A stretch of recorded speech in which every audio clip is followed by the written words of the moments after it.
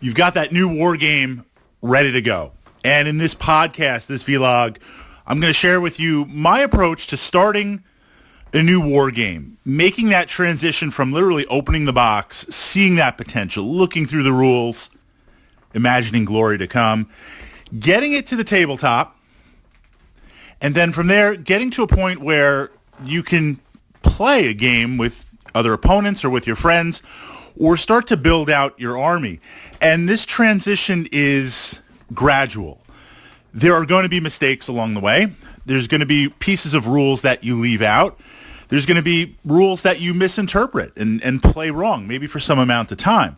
There is a learning curve. But with that, and obviously some rules are a little bit more complex than others, don't let that stop you from jumping into the narrative. Don't let that stop you from literally exploring the gaming universe. Now, this learning curve, naturally, YouTube, blogs, if you have a friend that plays the war game and is bringing you in, that's going to cut down that's going to cut down tremendously. You know, the best case scenario, you're getting involved in BattleTech, we're going to set things up, and a couple of BattleTech players are going to take you through the game.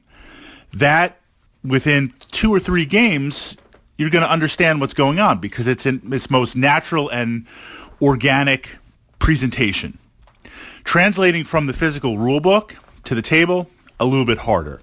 So let's look at the worst case scenario. You're jumping into that wargaming system. Maybe it's a little bit obscure, so there's not a lot of stuff out there on YouTube. You don't have another friend playing it. Actually, they're relying on you to figure out the rules. How do we move in? The first thing I like to do is break the game up into action phases. Literally, I take out a sheet of paper. I go old school analog here and break up those phases of the game, part 1, part 2, part 3. Let's look at BattleTech. Some games, the action phases or the round that you're playing, it's very, very straightforward. Others, they're kind of blended in. But BattleTech's like phase 1, roll the dice for initiative. See which side gets to go first. You know, this is after deployment and mission we're ready to play. Phase 2, movement. Back and forth, alternating based on initiatives. We move our pieces, whether they're mechs, vehicles, infantry. Phase 3, shooting. Declare targets. Fire your shots. Fire your weapons. Phase 4, physical attacks. So breaking the game up, you know, it might be like part 1, you move your stuff. Part 2, you shoot your stuff. Part 3, you have a magic phase on there.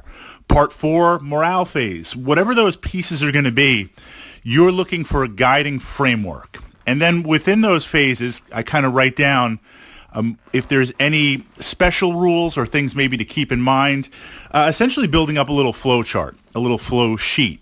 The goal is to be able to make it through a game turn 60 or 70%.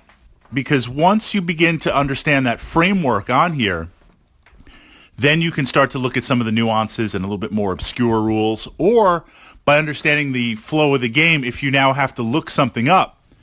Okay, we're in the assault phase, you know, we've charged in, but, you know, both of our leaders have the same stat lines and the same, who goes first, who strikes first on here? How do we do this?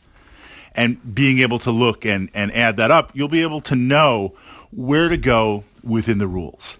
That's my attack plan. And what I like to do for the first 2 or 3 games, I physically set this up, right? Physically set it up and play through 2 sides.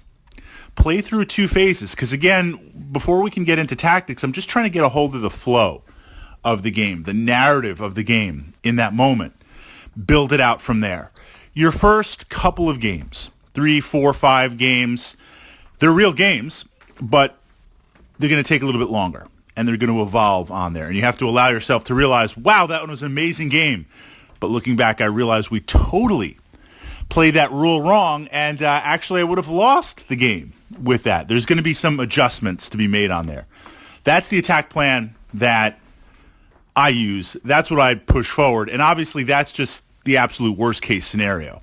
Being able to look at stuff on YouTube, being able to play stuff from the perspective of other videos, bringing in friends, bringing in other players, that's going to massively cut down your learning curve.